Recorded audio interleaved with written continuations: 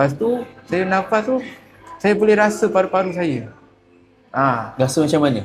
Tak tahulah sebab infection ke apa ke, tapi saya rasa lah paru-paru saya tu, saya bernafas, saya boleh rasa paru-paru saya macam bergerak ke apa ke macam tu lah. Saya rasa macam tak selesa.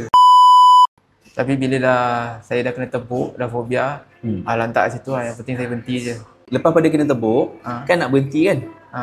Ada lagi tak withdrawal symptom? Ada sikit, tapi dia tak heavy lah. Dia pening saja. Pening tu sikit-sikit lah. Bila malam, kadang-kadang saya terbangun malam.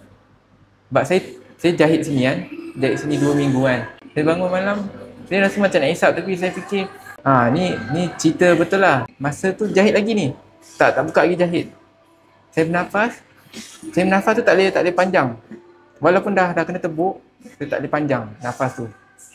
Lepas tu, saya nafas tu, saya boleh rasa paru-paru saya. Rasa macam mana?